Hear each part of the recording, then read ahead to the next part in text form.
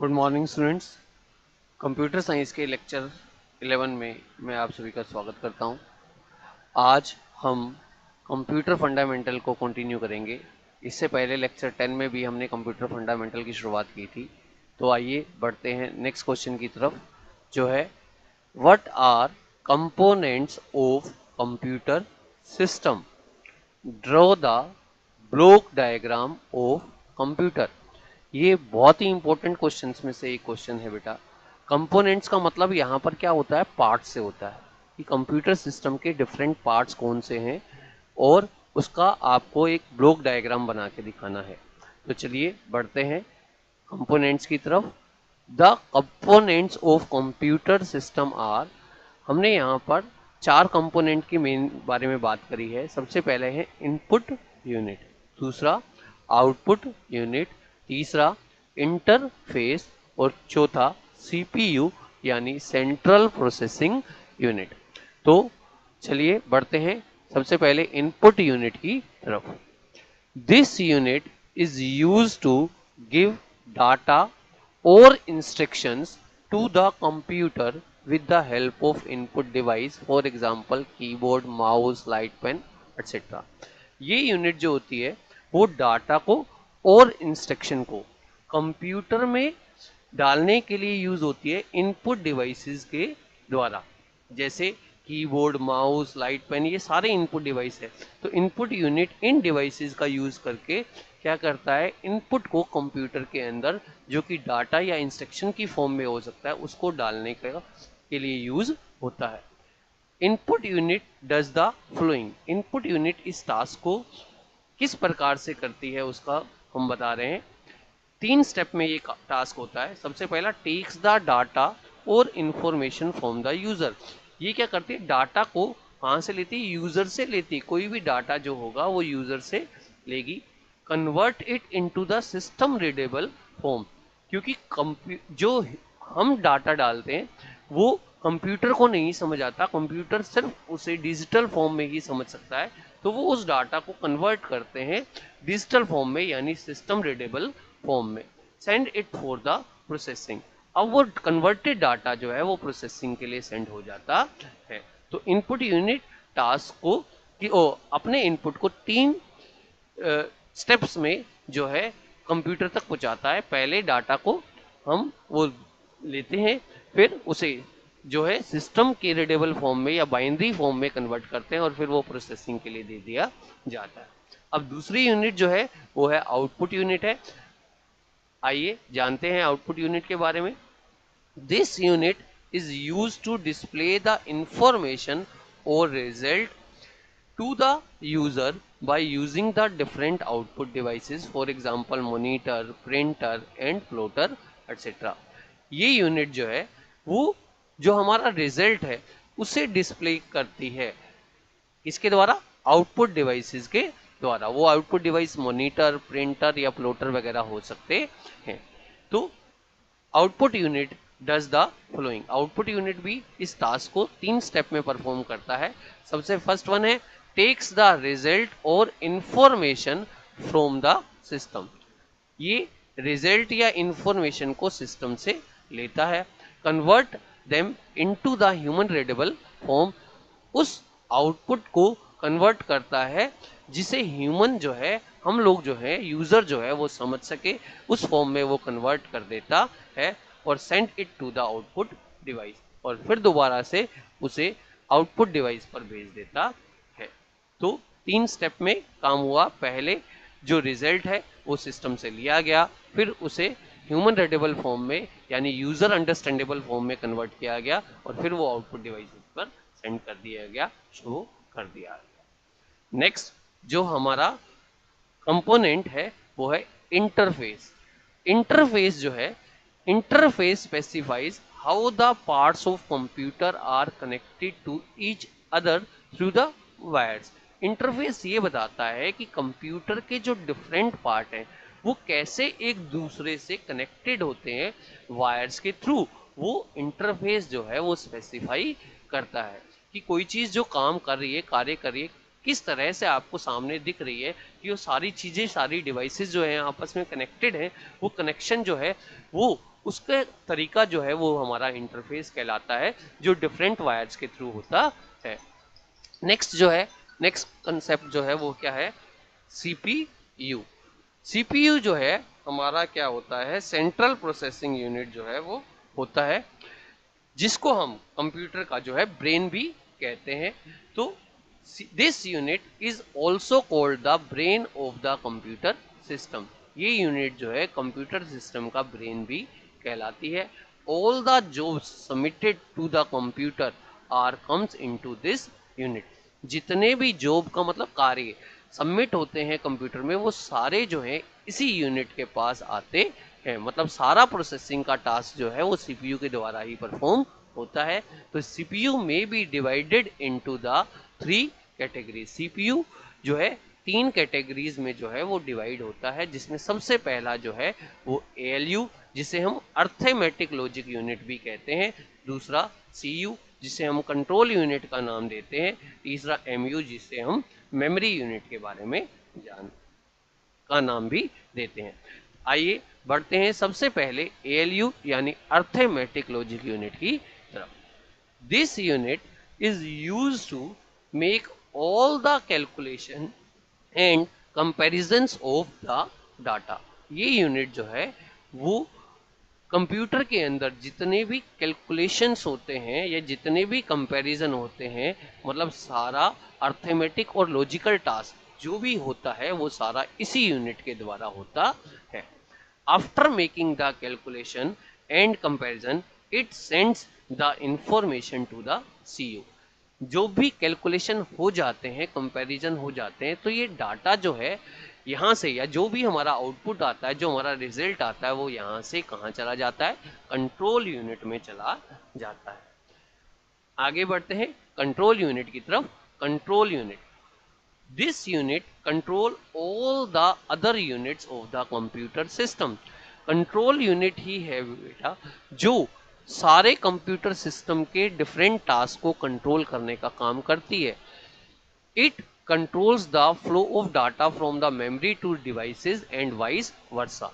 Data जो है जो ट्रांसफर होता है, जैसे कंप्यूटर मेमोरी से और किसी भी डिवाइस में, और किसी भी डिवाइस से कंप्यूटर मेमोरी में, वो सारा कंट्रोलिंग जो है वो कंट्रोल यूनिट के द्वारा ही होता है। जैसे अगर हम डाटा को डालते हैं तो वो सबसे पहले मेमोरी में आता है, मेमोरी से डाटा कंट्रोल यूनिट उठा के एएलयू के पास ले जाता है। एएलयू में क्या होती है, सारी प्रोसेसिंग होती है। फिर एएलयू में जो रिजल्ट आता है वो फिर से कंट्रोल यूनिट लेता है और उसे आउटपुट डिवाइसेस पर भेज देता है शो होने के लिए। तो जितना भी कंट्रोलिंग का काम है, जो भी कंट्रोलिंग वाली प्रोसेस है, वो सारी कंट्रोल यूनिट के द्वारा ही होती है, जिसमें डाटा के ट्रांसफर से लेके और सारी इंस्ट्रक्शंस देना, वो सारा काम कंट्रोल यूनिट ही करता है। It also sends the instruction to the ALU and sends the result to the output unit. ALU में कैसे डाटा प्रोसेस होगा, इस चीज की इंस्ट्रक्शन वो देता है, और जो भी रिजल्ट एएलयू से आता है वो सारा आउटपुट यूनिट पे शो कर देता है, या वो उसे भेज देता है आउटपुट यूनिट पे शो करने के लिए। Next one is memory unit. Memory unit जो है वो, this unit is use to store the data और प्रोसेसिंग। ये जो है डाटा को स्टोर करती है, क्या करने से पहले, प्रोसेस होने से पहले भी, प्रोसेस होने के बाद भी, जब तक वो आउटपुट यूनिट पर क्या नहीं हो जाता, शो नहीं हो जाता। तो मेमोरी यूनिट का काम जो है डाटा को स्टोर करना है कंप्यूटर के अंदर, प्रोसेसिंग से पहले भी, प्रोसेसिंग के बाद में भी।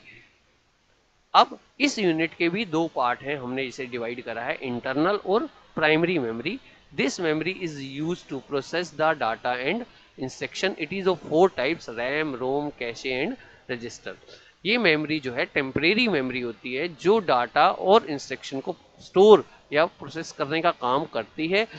इसमें इसके 4 टाइप अलग से दिए गए हैं, जिसमें एक रैम है, random access memory, ROM read only memory, cache fast speed memory होती है, और रजिस्टर्स भी एक मेमोरी होती है जो प्रोसेसर के अंदर होते हैं, डिफरेंट स्मॉल टास्क को स्टोर करने के लिए या डिफरेंट टास्क के लिए यूज जो वो होते हैं।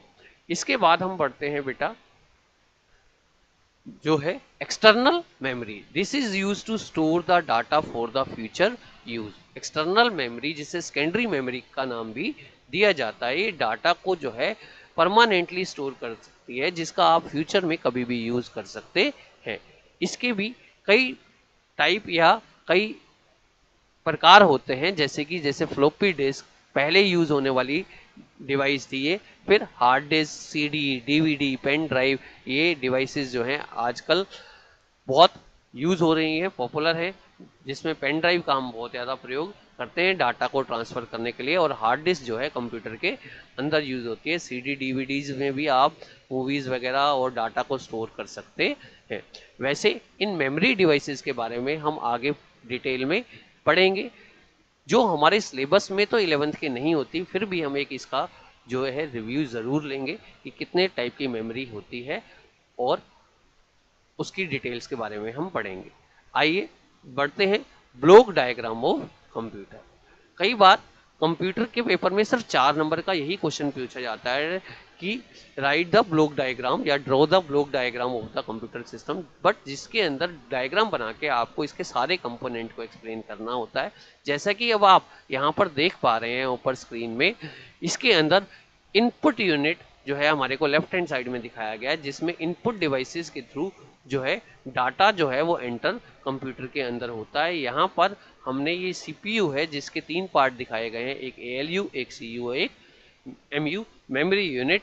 तो यहाँ पर पहले जो है इनपुट डिवाइसेस से इनपुट आता है जो आकर मेमोरी यूनिट में स्टोर हो जाता है। मेमोरी यूनिट से कंट्रोल यूनिट उस डाटा को उठाता है और एएलयू के पास ले जाता है। एएलयू में सारी प्रोसेसिंग होती है। एएलयू में जो भी रिजल्ट आता है उसे वापस सीयू उठा के मेमोरी यूनिट में स्टोर कर देता है, और मेमोरी यूनिट से डाटा जो है फिर वो आउटपुट डिवाइसेस पे डिस्प्ले हो जाता है।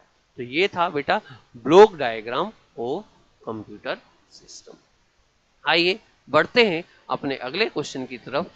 What are the classifications of computer, कि कंप्यूटर को आप कैसे क्लासिफाई करते हैं, या कंप्यूटर के डिफरेंट टाइप्स जो हैं वो कौन से हैं।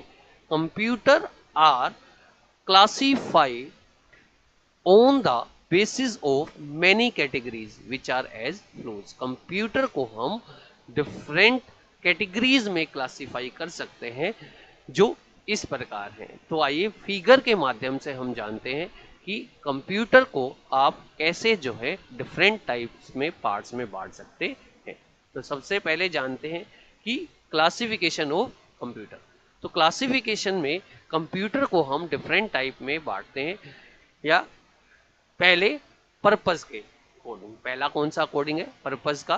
दूसरा है हिस्टोरिकल डेवलपमेंट। तीसरा है जो टेक्नोलॉजी उस कंप्यूटर में यूज हो रही है उसके अकॉर्डिंग। चौथा है स्पीड, साइज के अकॉर्डिंग। तो कई बार पेपर में आता है what are different type of computer based on the technology, तो आपको सिर्फ टेक्नोलॉजी के हिसाब से लिखना है। कई बार आएगा what are different type of computer based on the size and speed, तो आपको इसका आंसर लिखना है, ये अलग टाइप है। कई बार आता है what are different generation of computer, जिसे हम हिस्टोरिकल डेवलपमेंट भी कहते हैं उसके बेस पे। और कई बार what are different types of computer based on the purpose. अब चारों के बारे में एक बार जानते हैं कि कौन कौन से टाइप इसके होते हैं। सबसे पहले हम बढ़ेंगे पर्पस की तरफ। तो पर्पस के हिसाब से कंप्यूटर को हम दो टाइप्स में डिवाइड करते हैं। सबसे पहला होता है जनरल पर्पस कंप्यूटर, दूसरा होता है स्पेशल पर्पस कंप्यूटर, जिसके बारे में हम आगे अभी पढ़ेंगे डिटेल में। दूसरा हिस्टोरिकल डेवलपमेंट के हिसाब से, यानी जनरेशन की क्या चीज उसके अंदर प्रोसेसिंग के लिए यूज हुई है, कि कंप्यूटर का डेवलपमेंट जो है बहुत पहले से नियर अबाउट 1937 1940 के नियर अबाउट जो है कंप्यूटर की डिफरेंट जनरेशन्स जो है वो शुरू हुई, जिसके अंदर अलग अलग तरीके जो है डाटा को प्रोसेस करने के लिए यूज हुए। डिफरेंट डिवाइसेस जो है उसके अंदर डाटा को प्रोसेस करने के लिए यूज हुए। तो वो डिफरेंट डिवाइसेस जो थे, या डिफरेंट डिवाइसेस जो हमारी यूज हुई कंप्यूटर में डाटा को प्रोसेस करने के लिए, उसके हिसाब से इसे डिफरेंट जनरेशन में बांट दिया गया। जिसके हिसाब से सबसे पहले फर्स्ट जनरेशन आई, फिर सेकंड जनरेशन, फिर थर्ड जनरेशन, फिर फोर्थ जनरेशन, थर्ड जनरेशन के बाद, और फिर फोर्थ जनरेशन के बाद हमारे पास आई फिफ्थ जनरेशन। तो जनरेशन में हम 5 टाइप की जनरेशन पढ़ते हैं। अब जो करंट जनरेशन जो है वो हम उसे 5th जनरेशन मानते हैं और जिसके अंदर कंप्यूटर का डेवलपमेंट हो रहा है।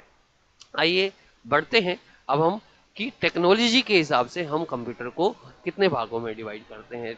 टेक्नोलॉजी के हिसाब से हम कंप्यूटर को, टेक्निक जो उसके अंदर यूज हो रही है उसके हिसाब से हम कंप्यूटर को 3 पार्ट में डिवाइड करते हैं। सबसे पहला डिजिटल कंप्यूटर, दूसरा एनालॉग कंप्यूटर, तीसरा हाइब्रिड कंप्यूटर, जिसे हम पढ़ेंगे अगले लेक्चर में डिटेल में। आज जो है मैं कंप्यूटर का क्लासिफिकेशन, पर्पस और हिस्टोरिकल डेवलपमेंट यानी जनरेशन जो है आपको बताऊंगा। कल जो है हम टेक्नोलॉजी और साइज और स्पीड के हिसाब से जो क्लासिफिकेशन है उसको पढ़ेंगे। तो साइज और स्पीड के हिसाब से कंप्यूटर को 4 भागों में बांटा गया है, जिसमें सबसे पहले माइक्रो कंप्यूटर, फिर मिनी कंप्यूटर, फिर मेन फ्रेम कंप्यूटर और चौथा सुपर कंप्यूटर।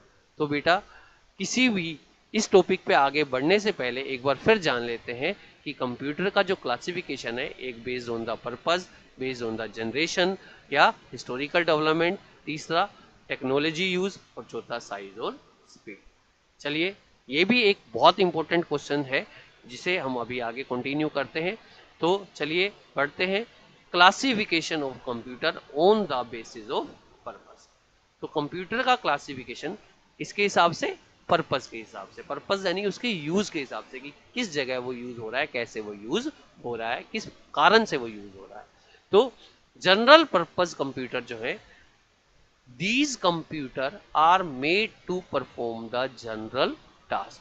ये कंप्यूटर जो है वो जनरल टास्क को परफॉर्म करने के लिए यूज होते हैं। जनरल टास्क का मतलब जैसे कि आपने ऑफिसेज में कंप्यूटर का यूज करना है, टाइपिंग वर्क के लिए कंप्यूटर का यूज करना है, एजुकेशन पर्पज के लिए कंप्यूटर का यूज करना है, तो ये डॉक्टर्स के द्वारा यूज होता है कंप्यूटर।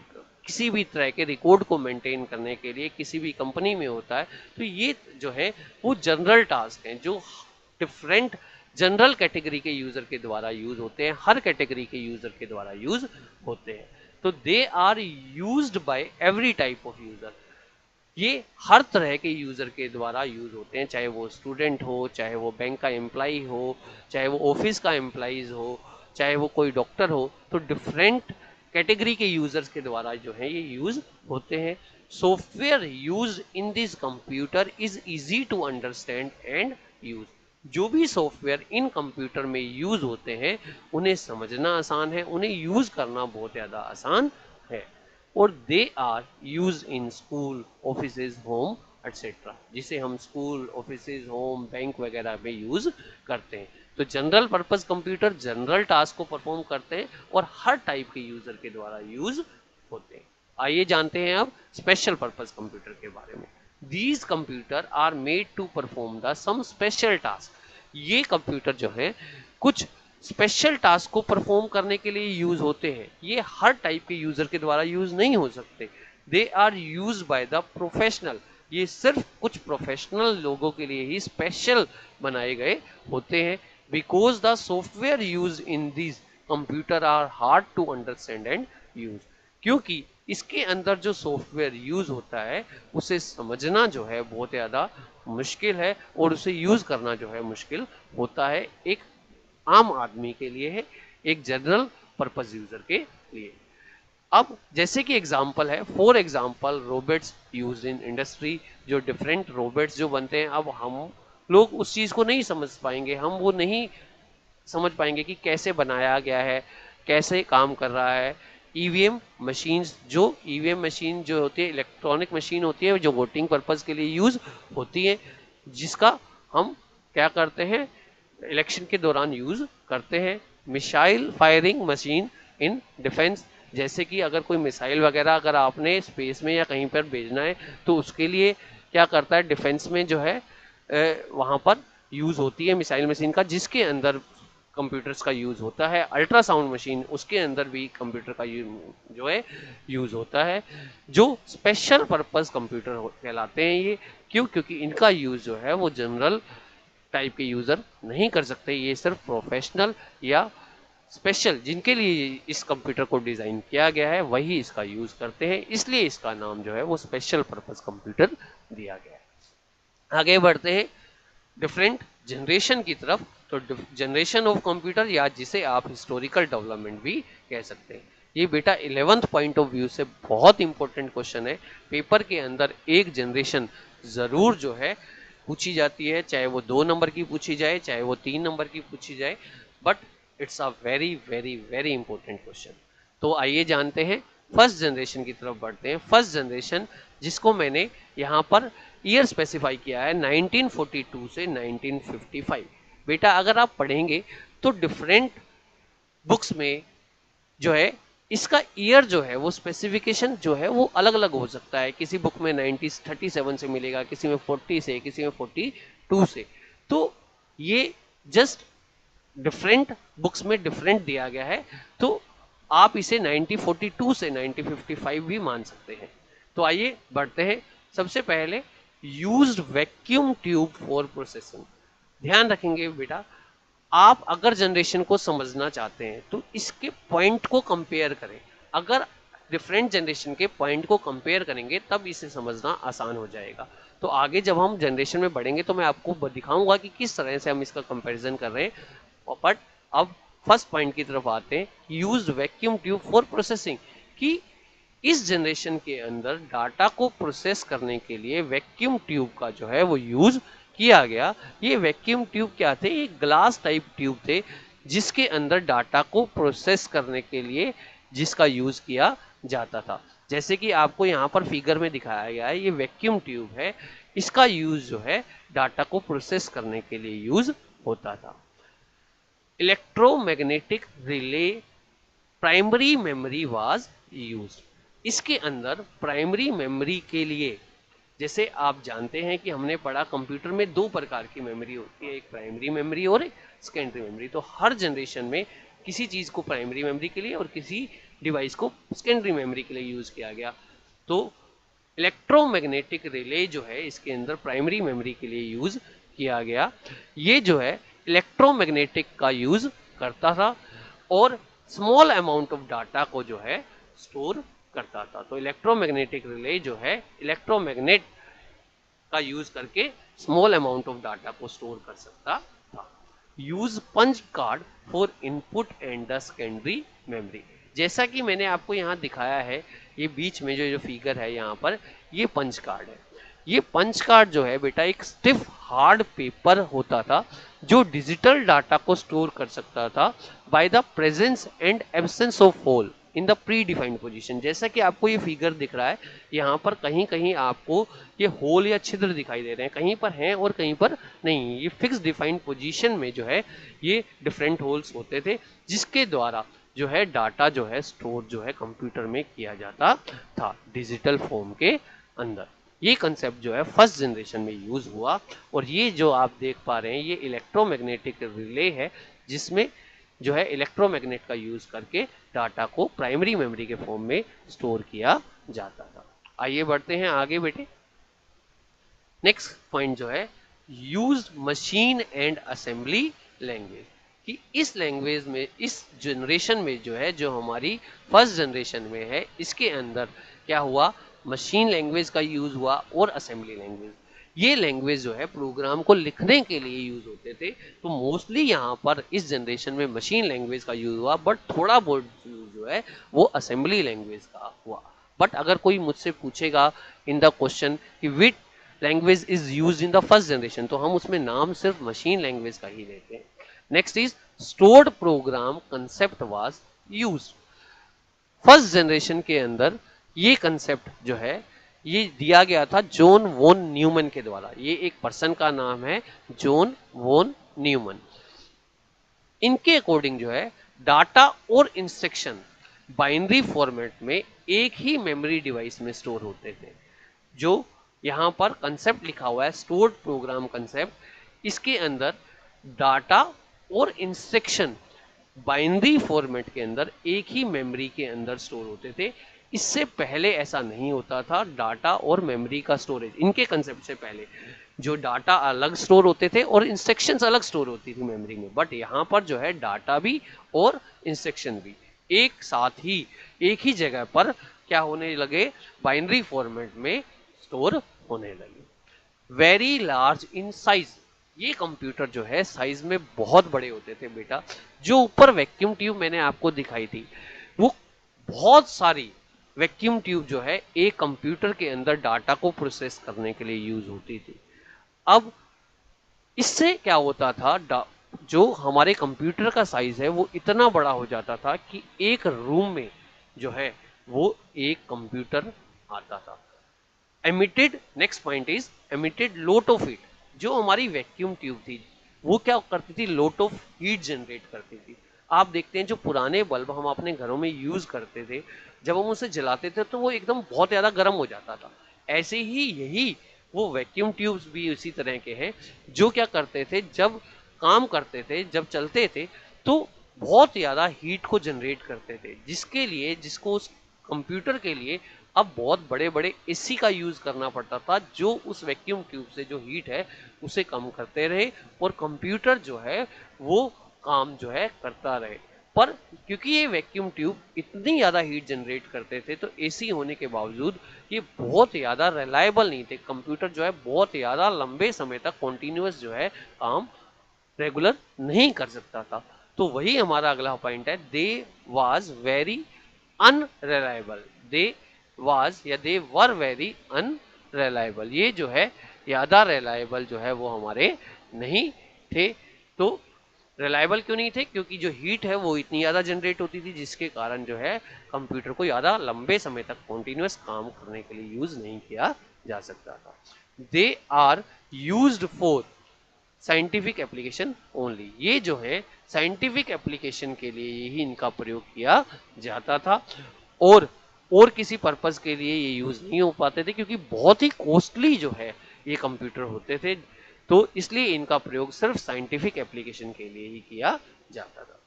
अब इसके एग्जाम्पल हैं जो मैंने यहाँ लिखे हैं, एनाइक, एडवैक, अटसेक एंड यूनिवैक। ये 4 एग्जाम्पल जो हैं ये फर्स्ट जनरेशन में गिने जाते हैं।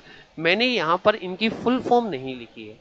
मैं चाहता हूँ कि आप बेटा खुद इन जो कंप्यूटर है, जो फर्स्ट जनरेशन के कंप्यूटर थे, इनकी फुल फॉर्म आप खुद लिखें, खुद ढूंढें नेट से और उसे खुद लिखें।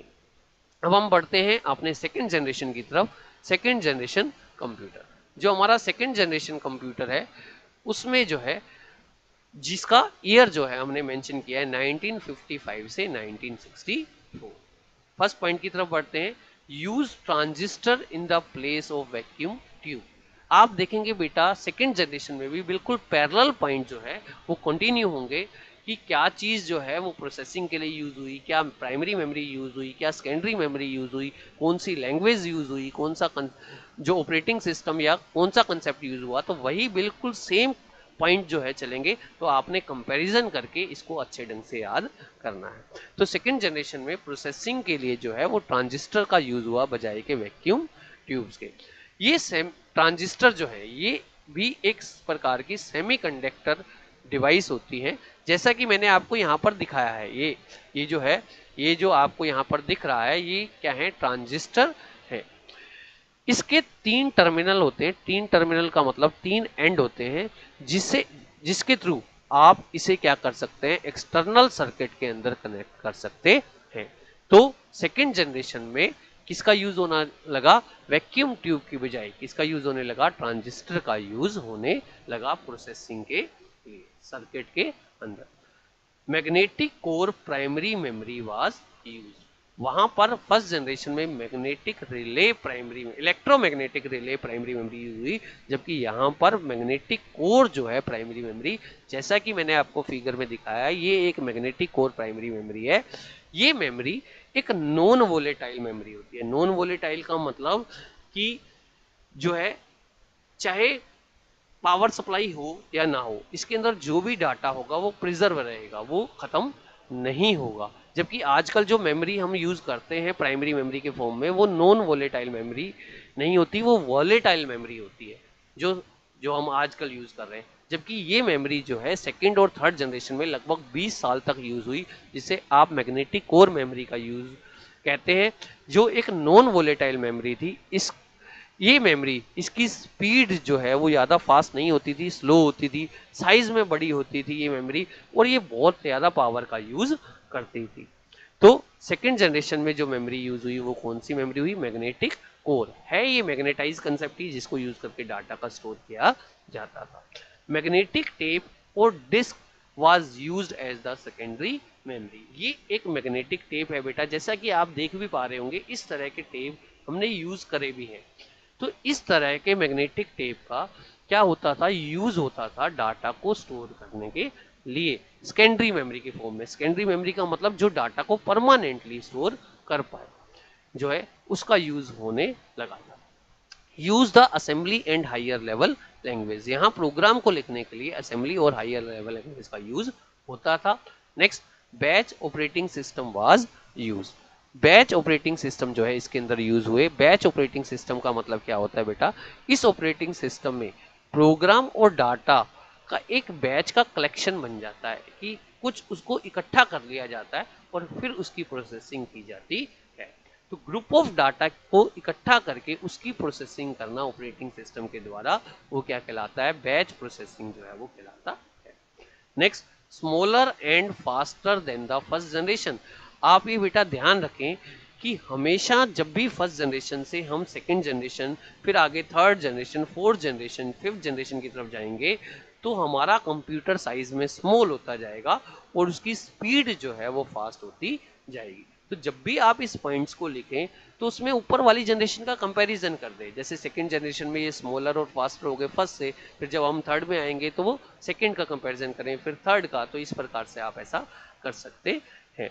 बट जो इंपॉर्टेंट पॉइंट है वो हमेशा ऊपर मेंशन करने चाहिए, जैसे किस टेक्निक का यूज हुआ प्रोसेसिंग के लिए, कौन सी प्राइमरी मेमोरी, कौन सी सेकेंडरी मेमोरी, कौन सी लैंग्वेज का, ये पॉइंट जो है हमें नीचे लिखने चाहिए, शुरुआत हमें इनसे नहीं करनी चाहिए। अब next one is emit less amount of heat. यहाँ पर जो है हीट जो है ट्रांजिस्टर बहुत ज़्यादा जनरेट नहीं करता था, तो यहाँ पर लेस अमाउंट ऑफ हीट जो है वो जनरेट होती थी, जिसके कारण जैसे आप देख पा रहे हैं ट्रांजिस्टर का साइज छोटा है तो इस कंप्यूटर का साइज भी स्मॉलर हो गया।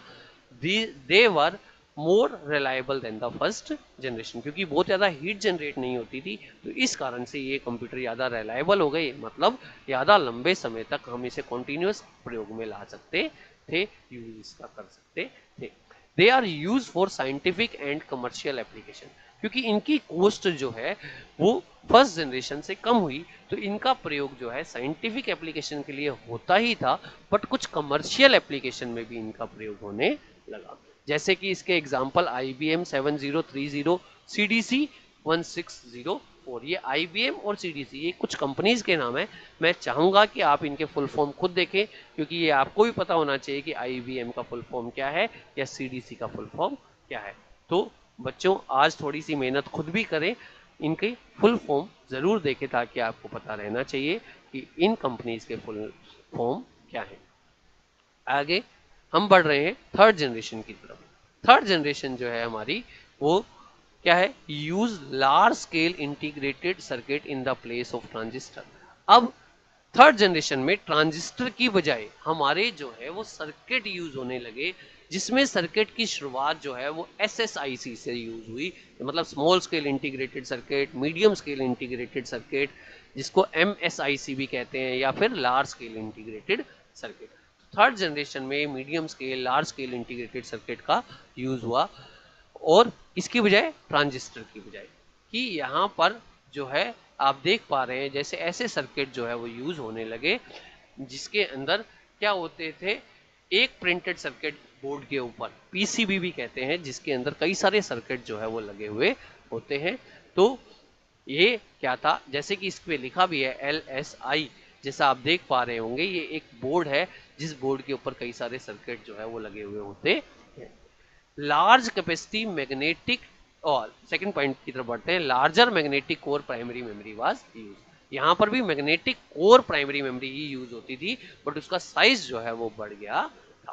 Third point, large capacity magnetic tape and disk was used as the secondary memory. Third generation में भी मैग्नेटिक टेप और डिस्क ही सेकेंडरी मेमोरी के फॉर्म में यूज होती थी, बट उनकी कैपेसिटी जो है, स्टोरेज कैपेसिटी जो है वो बढ़ गई थी। मैंने यहाँ पर आपको ऊपर मैग्नेटिक टेप को दिखाया था, यहाँ जो है ये मैं मैग्नेटिक डिस्क को आपको शो कर रहा हूँ। ये जो है मैग्नेटिक डिस्क है जो डाटा को स्टोर करती थी परमानेंटली। आगे बढ़ते हैं बेटा, यूज हायर लेवल लैंग्वेज। यहाँ पर जो है वो लैंग्वेज जो है वो क्या यूज होने लगी, हायर लेवल लैंग्वेज यूज होने लगी। ये डिफरेंट टाइप की लैंग्वेज जो है हम यहाँ पर यूज करते हैं, जिसके अंदर पहली जनरेशन में मशीन लैंग्वेज यूज हुई, फिर असेंबली, फिर हायर लेवल लैंग्वेज। तो ये डिफरेंट टाइप की लैंग्वेज जो है हमारे पास होती है, जिसमें मशीन लैंग्वेज बाइनरी कोड का यूज करते हैं, असेंबली लैंग्वेज में बाइनरी कोड के साथ कुछ और स्पेशल कोड का भी यूज किया जाता है उसको आसान बनाने के लिए। और हायर लेवल लैंग्वेज में हम सिर्फ जो है क्या करते हैं, सिर्फ इंग्लिश लाइक स्टेटमेंट का यूज करते हैं। तो यहाँ पर प्रोग्राम को लिखना जो है बहुत ज़्यादा आसान हो गया। क्यों? क्योंकि हायर लेवल लैंग्वेज में सिर्फ इंग्लिश लाइक स्टेटमेंट का ही यूज होता है। Next, time sharing operating system was use. जैसा कि फर्स्ट जनरेशन में पढ़ा था हमने जो है stored program concept, second generation में हमने पढ़ा जो बैच प्रोसेसिंग, थर्ड जनरेशन में हम क्या पढ़ रहे हैं, time sharing operating system use जो है यहाँ पर होने लगे। इसका मतलब ऑपरेटिंग सिस्टम जो है वो डिफरेंट जॉब में जो है टाइम्स को डिवाइड कर देता है, जिसमें उस टाइम स्लॉट के अंदर क्या होता है, वो डाटा जो है प्रोसेस होता है। इसे टाइम शेयरिंग ऑपरेटिंग सिस्टम होता कहते हैं, जिसमें हर जॉब के लिए एक टाइम स्लाइस जो है वो डिवाइड हो जाता है। नेक्स्ट जो है smaller and faster than second generation. ये कंप्यूटर जो है ज़्यादा स्मॉल साइज थे और ज़्यादा फास्ट थे सेकंड जनरेशन से। Mini computer was developed. Mini computer जो है, जो हम साइज और स्पीड के हिसाब से कंप्यूटर पढ़ेंगे उसकी एक टाइप है। तो यहाँ पर जो है वो मिनी कंप्यूटर जो है वो डेवलप होने शुरू हो गए थे। They was more reliable than the second generation. यहाँ पर हीट जनरेट नहीं होती थी, तो इसलिए मैंने यहाँ पर हीट का कंसेप्ट यूज नहीं किया, क्योंकि थर्ड जनरेशन में ये जो सर्किट है ये हीट को जनरेट नहीं करते थे। तो यहाँ पर कंप्यूटर ज़्यादा रिलायबल हो गए, बहुत ज़्यादा रिलायबल, जिसे आप कॉन्टिन्यूस जो है प्रयोग में ला सकते थे। उसके बाद they are use for scientific, commercial and online application. अब यहाँ पर ये साइंटिफिक पर्पज के लिए भी यूज होते थे, कमर्शियल पर्पज के लिए यूज के लिए, और ऑनलाइन एप्लीकेशन के लिए भी यहाँ पर ये यूज होने लग गए। अब हम बढ़ते हैं इसके एग्जाम्पल, IBM 360 और PDP 8। IBM ऊपर भी एक कंपनी का नाम आया था, PDP का नाम भी आप जरूर इसकी फुल फॉर्म जो है वो जो है अपने इंटरनेट का यूज करके जरूर देखेंगे और उसका पता करेंगे। आगे हम बढ़ते हैं फोर्थ जनरेशन की तरफ। तो फोर्थ जनरेशन में बेटा use very large scale integrated circuit. यहाँ पर बहुत ही लार्ज स्केल का इंटीग्रेटेड सर्किट हुआ। एक प्रिंटेड सर्किट बोर्ड पे एक छोटी जगह के ऊपर जब बहुत ज्यादा सर्किट जो है वो बनाए जाते हैं, तो उसे हम क्या कहते हैं, इंटीग्रेटेड सर्किट। इंटीग्रेटेड का मतलब जुड़े हुए कई सारे सर्किट, और वेरी लार्ज स्केल का मतलब बहुत ज्यादा सर्किट अगर एक ही क्या होगा बोर्ड के ऊपर आ जाएंगे तो वो क्या हो जाएगा, very large scale integrated circuit हो जाएगा। तो यहाँ पर नेक्स्ट पॉइंट की तरफ बढ़ रहे हैं, semi conductor primary memory was use. पहले सेकेंड और थर्ड जनरेशन में जो मेमोरी यूज होती थी बेटा, प्राइमरी मेमोरी, वो मैग्नेटिक कोर प्राइमरी मेमोरी थी। ये जो मेमोरी यूज हुई यहाँ पर अब semi conductor primary memory use हुई। सेमी कंडक्टर प्राइमरी मेमोरी भी जो थी वो क्या है, सर्किट बोर्ड का ही यूज करती थी, बट ये बहुत ज्यादा फास्टर थी, इकोनॉमिकल का मतलब इनकी कॉस्ट जो है बहुत कम थी, स्मॉलर इन साइज थी, और सबसे बड़ी बात ये नॉन वोलेटाइल मेमोरी जो है ये नहीं होती। ये जो है ये वोलेटाइल मेमोरी होती है। वोलेटाइल का मतलब जैसे जिसके अंदर जो डाटा स्टोर होगा वो खत्म हो जाएगा। जैसे आजकल जो हम रैम का यूज कर रहे हैं, ये सेमीकंडक्टर प्राइमरी मेमोरी ही है, जिसके अंदर जो डाटा स्टोर होता है जैसे ही पावर सप्लाई होती है वो उसमें डाटा जो है वो खत्म हो जाता है। तो ये जो है मेमोरी यहाँ पर यूज होने लगी, जिसका फिगर मैं आपको अभी आगे चल के थोड़ी देर में दिखाऊंगा। आगे hard disk and floppy disk was use as secondary memory. इस जनरेशन में हार्ड डिस्क और फ्लोपी डिस्क का प्रयोग जो है वो होने लगा, क्या करने के लिए, डाटा को स्टोर करने के लिए परमानेंटली हार्ड डिस्क का, और डाटा को ट्रांसफर करने के लिए जो है फ्लोपी डिस्क का। तो ये फिगर में मैंने आपको दिखाया है डिफरेंट। ये है VLSI, जिसके अंदर एक प्रिंटेड सर्किट बोर्ड के ऊपर, PCB के ऊपर कई सारे सर्किट एक साथ दिखाई दे रहे हैं, जैसे कि यहाँ दिखाई दे रहा है VLSI। ये सेमीकंडक्टर प्राइमरी मेमोरी है जो भी प्रिंटेड सर्किट बोर्ड के ऊपर ही है, बट ये जो है वोलेटाइल मेमोरी होती है। उसके बाद ये फ्लोपी डिस्क है, ये स्मॉल अमाउंट ऑफ डाटा को स्टोर कर सकती है, जिसके बारे में हम आगे पढ़ेंगे सेकेंडरी मेमोरी में, जो 1.44 MB तक डाटा को स्टोर कर सकती है, बट इसका यूज ज़्यादा डाटा फाइल को ट्रांसफर करने के लिए एक सिस्टम से दूसरे सिस्टम में होता था। और हार्ड डिस्क आज के दिन भी हार्ड डिस्क का ही कंप्यूटर में यूज हो रहा है। ये परमानेंटली डाटा को स्टोर करती है। आजकल इसकी स्टोरेज कैपेसिटी जो है बहुत ज़्यादा हो गई है, जो टेराबाइट्स में है, 1-2 टेराबाइट्स 4 टेराबाइट्स तक डाटा को स्टोर कर सकती है। आगे बढ़ते हैं, fourth point, use fourth generation language. यहां पर हायर लेवल लैंग्वेज का भी यूज हुआ और फोर्थ जनरेशन लैंग्वेज का भी यूज हुआ।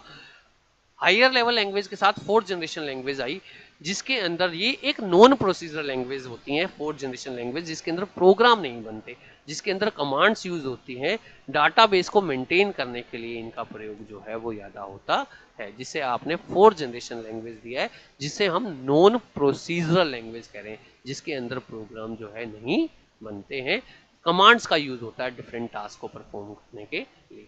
Next is distributed operating system was use. जैसा आपने थर्ड जनरेशन में पढ़ा था, वहां पर टाइम शेयरिंग ऑपरेटिंग सिस्टम थे, यहाँ पर डिस्ट्रीब्यूटेड ऑपरेटिंग सिस्टम भी आ गए। इसका मतलब जो है ऑपरेटिंग सिस्टम का टास्क जो है डिफरेंट जगह पे डिवाइड हो जाएगा, जिसमें कुछ टास्क एक जगह पर परफॉर्म हो सकता है, कुछ टास्क जो है दूसरी जगह पर परफॉर्म हो सकता है, जिसे आप डिस्ट्रीब्यूटेड ऑपरेटिंग सिस्टम का नाम देते हैं। Smaller and faster than the third generation, micro processor was developed. Micro processor का मतलब बहुत स्मॉल साइज के प्रोसेसर जो है यहाँ पर डेवलप होने लगे। माइक्रो प्रोसेसर जैसा कि मैंने आपको दिखाया, ये इंटेल का प्रोसेसर है, जिसे पेंटियम 4 के नाम से, इंटेल कोर i7 के नाम से ये प्रोसेसर है, जो ऐसे दिखाई देते हैं, जो जिसकी दूसरी साइड जो है आपको ऐसे दिखाई देती है। इतने ही छोटे साइज का प्रोसेसर जो है वो होता है, जैसे जो आप यूज करते हैं, जो हमारे कैबिनेट के अंदर मदरबोर्ड के ऊपर लगा हुआ होता है, उसके ऊपर ये इस प्रकार के ये सर्किट हैं, जैसे गोल्डन कलर में आपको दिख रहे हैं, इस प्रकार के सर्किट जो है वो दिखाई देते हैं।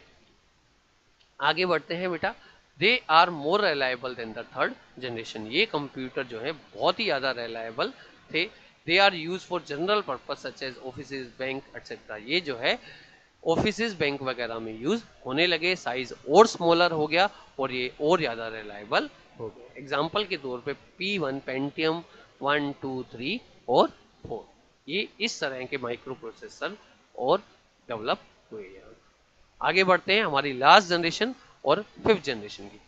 फिफ्थ जनरेशन में ULSI, ये जनरेशन बाकी 4 जनरेशन से बिल्कुल अलग है, जिसे आप प्रेजेंट जनरेशन भी कह सकते हैं, जो 1989 से टिल डेट तक ये कंटिन्यू है। ये जनरेशन के अंदर ULSI मतलब ultra large scale integrated circuit was use. यहाँ पर बहुत ही बड़े, मतलब एक वेरी लार्ज था, यहाँ अल्ट्रा का मतलब बहुत बड़े जो स्केल के इंटीग्रेटेड सर्किट जो है वो यूज होते हैं। मतलब एक बहुत बड़े स्केल का मतलब है यहाँ पर साइज जो है वो छोटा हो जाता है, कॉम्पैक्ट हो जाते हैं सर्किट, कि छोटे साइज के ऊपर अगर इंटीग्रेशन बहुत ज़्यादा हो जाएगा तो उसे हम नाम देंगे ultra large scale integrated circuit. Use knowledge based processor, यहाँ जो प्रोसेसर जो हुए डेवलपमेंट जो हो रहा है उनका, वो नॉलेज बेस्ड है। नॉलेज बेस्ड का मतलब है जिनके अंदर अपनी खुद की नॉलेज हो। Artificial intelligence use in the machine, यहाँ पर एक नया कंसेप्ट यूज हुआ जिसे आप आर्टिफिशियल इंटेलिजेंस कहते हैं। क्या होता है बेटा ये आर्टिफिशियल इंटेलिजेंस? आर्टिफिशियल इंटेलिजेंस जो है एक कंप्यूटर की ब्रांच है, जिसमें हम एक इंटेलिजेंट मशीन को बनाते हैं। ये मशीन जो है ऐसे टास्क परफॉर्म कर सकती है जिसमें ह्यूमन इंटेलिजेंस की आवश्यकता है, कि मतलब यहाँ पर जो मशीन बनाई जाती है उसके अंदर अपनी खुद की इंटेलिजेंस होती है। अब जैसे कि वॉइस रिकॉग्निशन के लिए यूज हो, सेल्फ लर्निंग कैपेबिलिटी उसके अंदर होनी चाहिए, डिसीजन मेकिंग पावर होनी चाहिए, इस प्रकार के कंप्यूटर का डेवलपमेंट जो है वो फिफ्थ जनरेशन में यूज हुआ है। जैसा कि मैंने आपको फिगर में दिखाया गया है, ये रोबोट लाइक कंप्यूटर जो है आपको दिखाई दे रहे हैं, जो अपना काम खुद कर सकते हैं, जिन्हें इंस्ट्रक्शन देने की कोई आवश्यकता ना हो, और जिसके अंदर अपनी हर कैपेबिलिटी जो है खुद से हो, जैसे एक ह्यूमन बीइंग में होती है, जो मोस्टली हम क्या कहते हैं, decision making power, learning power जो है उसके अंदर होनी चाहिए। ये जो है पूरा आर्टिफिशियल इंटेलिजेंस का कंसेप्ट है। आर्टिफिशियल का मतलब जिसे हम बाहर से दे रहे हैं, जो ओरिजिनल नहीं है, जिसे हम दे रहे हैं। तो इस तरह की मशीन बनाने का कंसेप्ट जो है फिफ्थ जनरेशन में आया। वेरी वेरी लार्ज स्केल जो है semiconductor primary memory was use. यहाँ पर लार्ज स्केल की सेमीकंडक्टर प्राइमरी मेमोरी ही यूज हुई, लार्ज स्केल की hard disk and portable and high definition disk was use as the secondary memory. अब यहाँ पर पोर्टेबल डिस्क वगैरह का यूज होने लगा, हाई डेफिनेशन डिस्क जो है वो उनका यूज होने लगा। हाई डेफिनेशन डिस्क का मतलब यही है कि स्मॉल साइज में ज्यादा अमाउंट ऑफ डाटा को स्टोर करना, वो है हाई डेफिनेशन डिस्क कहलाता है। तो उन सेकेंडरी मेमोरी का यूज जो है यहाँ पर होता है। उसके बाद बढ़ते हैं बेटा, multimedia and internet based concept are use या एप्लीकेशन आर यूज। यहाँ पर जितनी भी एप्लीकेशन या कंसेप्ट यूज हुए वो इंटरनेट बेस्ड या मल्टीमीडिया बेस्ड जो है वो होते हैं। Portable computer was develop. यहाँ पर कंप्यूटर, पोर्टेबल कंप्यूटर डेवलप होने लगे जिसे आप क्या कर सकते हैं, स्मॉल साइज के कंप्यूटर जिसे आप आसानी से कैरी कर सकें, एक जगह से दूसरी जगह ले जाते हैं। Very much reliable and faster than the other generation. ये कंप्यूटर जो है बहुत ही ज़्यादा रिलायबल और इनकी स्पीड जो है बहुत ही ज़्यादा फास्ट, प्रोसेसिंग पावर जो है बहुत ही ज़्यादा जो है फास्ट इनकी है या है। जैसे एग्जाम्पल के तौर पे मैंने लिखा परम 10,000 विप्रो सुपर नेवा, ये भी अलग अलग कंपनीज हैं। तो ये कंप्यूटर का नाम है, विप्रो एक कंपनी है। तो यहाँ पर जो है डिफरेंट जनरेशन के बारे में हमने पढ़ा। मैं समझता हूँ बेटा आपने कंप्यूटर के क्लासिफिकेशन को समझा होगा, जिसमें हमने आज दो टाइप के क्लासिफिकेशन करे। एक तो पर्पस के हिसाब से, दूसरा डिफरेंट जनरेशन या हिस्टोरिकल डेवलपमेंट के हिसाब से।